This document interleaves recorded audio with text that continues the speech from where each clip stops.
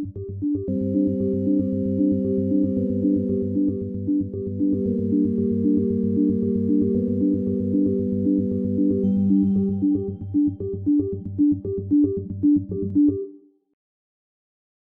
prazer, me chamo Tayara Souza, sou licenciada em Filosofia pela Universidade de Brasília. Sejam bem-vindos à minha aula sobre o problema da indução. Em uma aula anterior, vocês aprenderam com o professor Alisson sobre o método indutivo. Vamos relembrar então o que é o método indutivo? Bom, é uma forma de raciocínio que parte da observação, e somente a partir dessa análise é possível desenvolver uma teoria, no qual serão apresentadas premissas com o intuito de chegar a conclusões que podem ou não serem verdadeiras. O método indutivo é um tipo de ceticismo localizado, mas a sua localização é vasta, na medida em que diz respeito ao nosso conhecimento do inobservado. O conhecimento do inobservado é um conhecimento que adquirimos por inferência ou indução. A minha experiência de irregularidades no passado é tomada como justificação de crenças acerca de coisas de que não temos experiência. Esse raciocínio é por vezes associado apenas ao futuro, mas não é correto afirmar essa associação, pois argumentos indutivos dizem respeito ao futuro, ao presente e ao passado. O método indutivo é baseado na observação. A partir da experiência observacional se chega a uma determinada conclusão, como, por exemplo, as seguintes frases. Sobre o futuro. O sol nasceu todos os dias da minha vida. Concluo que o sol vai nascer amanhã. Sobre o presente. Toda a neve que eu já vi é branca. Então eu concluo que toda a neve que existe agora é branca. E sobre o passado. Todas as maçãs que eu comi tinham caroços. Então eu concluo a maçã que Guilherme Tell alvejou tinha caroço. Vamos agora analisar as etapas do método indutivo. Primeiro tem a observação dos fenômenos, como por exemplo, o ganso 1 é branco, o ganso 2 é branco, o ganso 3 é branco, o ganso 1000 é branco. Agora a relação entre os fenômenos, a relação entre ganso e a cor branca. Compara-se e classifica-se os fenômenos tentando aproximá-los ou estabelecer relações entre eles. E agora a generalização da relação. Todos os gansos são brancos.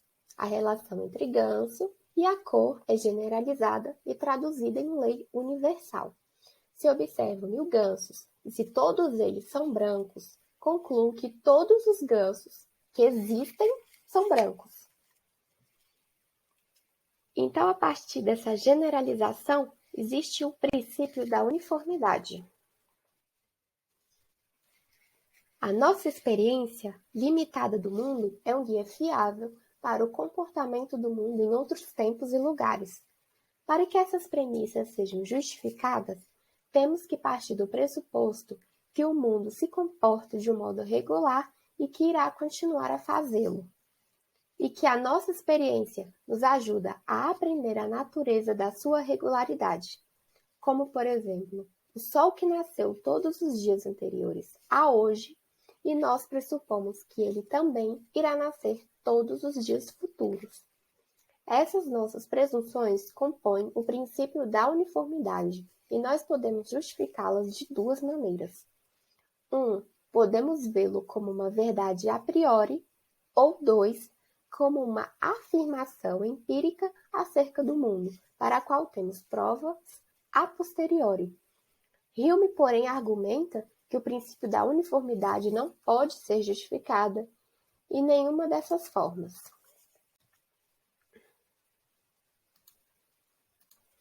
Bom, primeiro eu vou começar reconstruindo rapidamente o argumento de Hume. Hume apresentou o problema por meio de uma crítica à necessidade causal, mas na reconstrução que se segue, eu desassocio o argumento dessa crítica de maneira a tornar mais claro o que é essencial. Segundo Hume, as nossas inferências indutivas requerem princípios metafísicos de uniformidade da natureza que as garantam. Embora a indução possa ser não só do passado para o futuro, mas também do futuro para o passado e de uma região espacial para outra, no presente ou não. Por razões de simplicidade, me restringirei aqui ao primeiro caso, cujo princípio de uniformidade pode ser enunciado como: primeira frase: o futuro será semelhante ao passado. Se esse princípio for verdadeiro, ele garantirá as inferências indutivas do passado para o futuro. Considere o seguinte exemplo muito simples de justificação de um argumento indutivo pela introdução dessa frase como premissa. O futuro será semelhante ao passado. O sol sempre nasceu a cada dia, portanto, o sol nascerá amanhã. Essa parece, à primeira vista, uma maneira natural de justificar a inferência de que se o sol sempre nasceu a cada dia, ele nascerá amanhã. Uma inferência que também poderia ser estendida na forma da generalização. O sol sempre nascerá. Aqui começa a se delinear o problema da indução. Ele se inicia com a constatação de que a primeira premissa do argumento, a formulação da primeira frase, não é nenhuma verdade de razão caracterizada pela inconsistência de sua negação, ou seja, não é nenhuma proposição analítica. É perfeitamente imaginável que o futuro se torne muito diverso do passado, por exemplo, que árvores floresçam no inverno e que a neve queime como fogo. Mesmo assim, podemos ganhar a convicção de que o futuro será semelhante ao passado com base em nossa experiência de futuros que já passaram, os quais foram semelhantes aos seus próprios passados. Eis a inferência que parece justificar a primeira frase. Os futuros já passados sempre foram semelhantes aos seus próprios passados. Portanto, o futuro será semelhante ao passado. A intentada justificação da indução demonstra-se assim circular, posto que ela depende de um princípio que acaba ele próprio por depender da indução para ser firmado a conclusão. A conclusão de Hume é a de que não há justificação racional possível para a indução, não havendo, portanto, justificação racional nem para as expectativas criadas pelas leis da ciência empírica, nem sequer para as nossas próprias expectativas cotidianas de senso comum, posto que ambas baseiam-se claramente na indução. É verdade que possuímos uma disposição muito forte para crer em nossas inferências indutivas.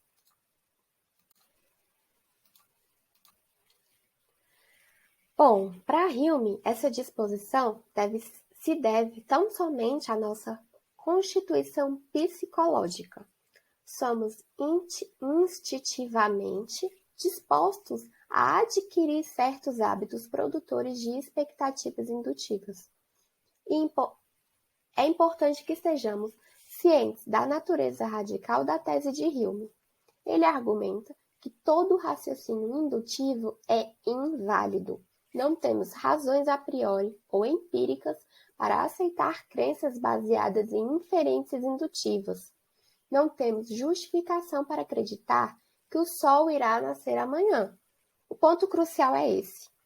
Se eu afirmar que o sol vai nascer amanhã e um amigo afirmar que ele vai se transformar num ovo gigante, a minha crença não é de acordo com Hume, mais justificada do que a do meu amigo. Hume tem uma explicação para esse fato.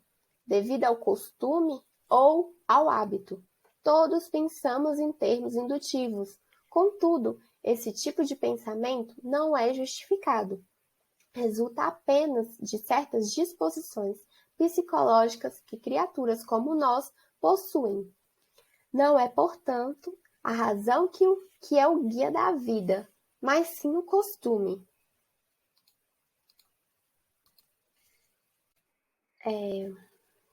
Mas vários autores fazem crítica a Hume, pois ele supõe que todo raciocínio válido tem de ser dedutivo. Para os críticos, um bom raciocínio tem de nos fornecer razões conclusivas para mantermos as nossas crenças. Duas respostas perante essa abordagem dedutivista são: aceitar que a dedução é a única forma de inferência válida, com o argumento de que o raciocínio empírico é dedutivo e não indutivo, e 2, rejeitar o dedutivismo e argumentar que o raciocínio indutivo é justificado em si mesmo.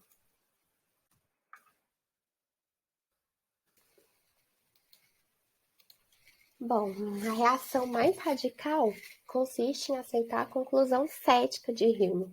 Karl Popper esteve entre os poucos que o fizeram. Para ele, a indução não existe. Mesmo assim, a ciência continua de pé, pois ela não se baseia na indução.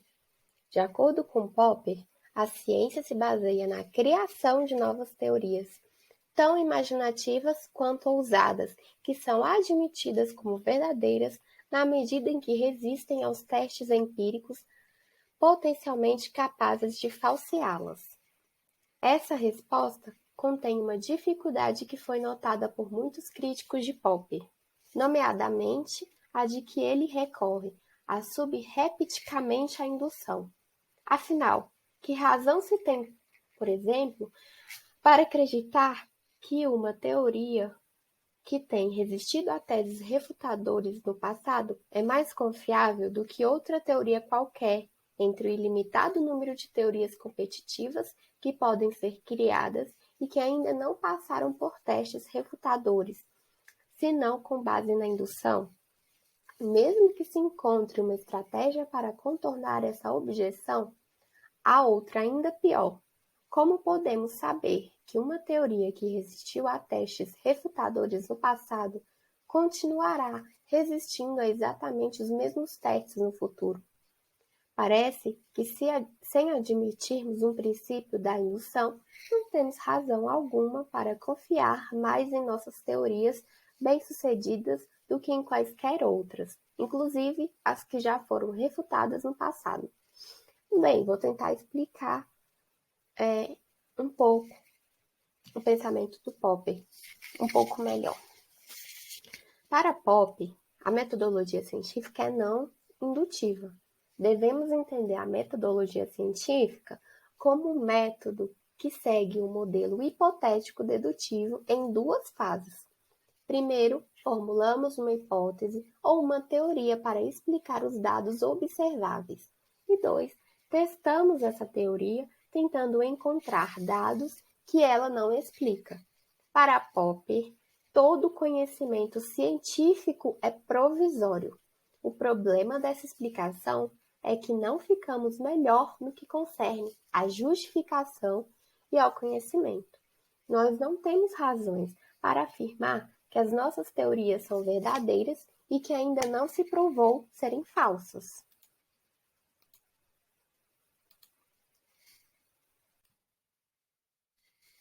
Um pouco das etapas do método hipotético dedutivo. Primeiro, ao fato, ao problema. Resulta de uma observação ativa. O problema surge em função de um interesse ou uma crença particular. O próximo passo é a formulação de hipóteses. A formulação de hipótese é uma atividade criativa, resulta de um raciocínio abdutivo. As hipóteses são explicações provisórias. O terceiro passo é a dedução das consequências. Depois da formulação das hipóteses, deduz-se as consequências a partir delas. E o próximo é a experimentação. As hipóteses são testadas, experimentadas e confrontadas com a realidade. Os resultados podem confirmar ou invalidar as hipóteses. Bom, então vamos relembrar a posição dos dois filósofos até aqui. David Hume. No argumento indutivo, as premissas não fornecem supostamente uma garantia de que a conclusão é verdadeira.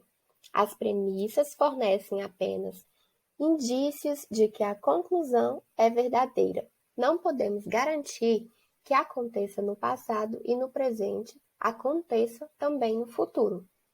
Não é, portanto, a razão guia da vida, mas o hábito que por si só determina em todos os casos a mente a supor o futuro conforme ao passado.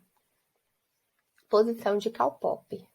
A ciência não se baseia na indução, progredindo em vez disso através da falsificação de teorias.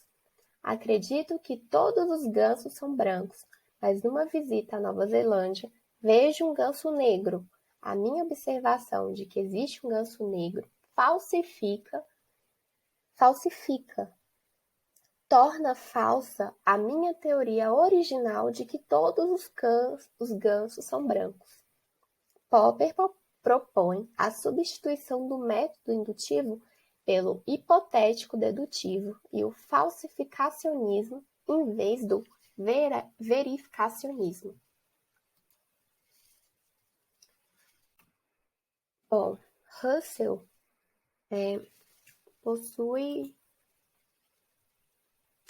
aceita que a indução não nos proporciona crenças certas acerca do inobservado. Ele afirma, no entanto, que há uma grande probabilidade de as nossas conclusões indutivas estarem corretas. Se todas as esmeraldas que examinamos até agora são verdes, então há uma boa probabilidade de que a próxima também seja verde. É uma conclusão que tem uma elevada probabilidade de estar correta. É algo que podemos justificavelmente aceitar. Porém, essa abordagem enfrenta um problema, pois não sabemos se examinamos uma amostra representativa do gênero de coisa em questão. Suponhamos que uma criança está a pôr a moeda a rodopiar no chão, a rodar. As primeiras 3 moedas que a criança põe para rodar, para girar, podem cair de cara para cima. Seguindo o raciocínio acima, o raciocínio que eu expus agora, ela teria então justificação para pensar que há uma boa probabilidade de que a próxima moeda também seja cara. Isto, porém, não se verifica. É igualmente provável que a próxima seja coroa. Poderia, portanto, suceder que a nossa amostra fosse igualmente enviesada e que as cores das esmeraldas que vimos até agora fosse um mero golpe de sorte, tal como as moedas que as crianças fez rodopiar. Bom, existem 2 respostas mais convincentes para o problema da indução. É uma resposta fiabilista e outra coerentista.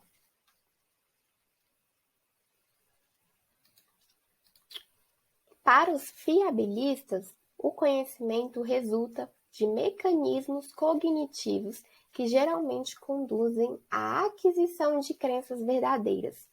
A única coisa necessária ao conhecimento é a conexão objetiva com a verdade.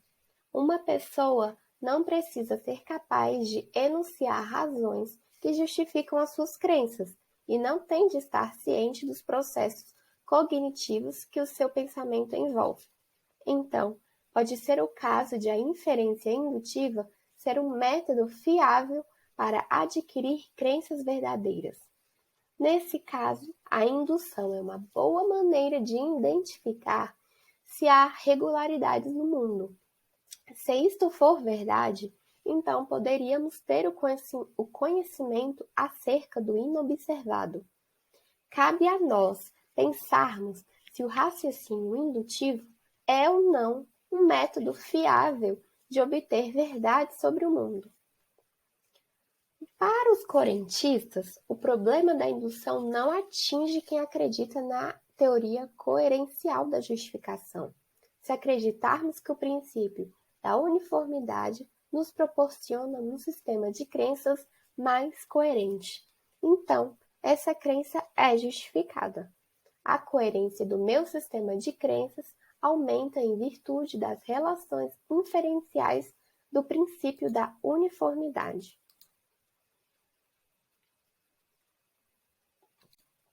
Bom, espero ter explicado com clareza o problema da indução. E por agora eu finalizo a minha aula. E tchau, até a próxima aula.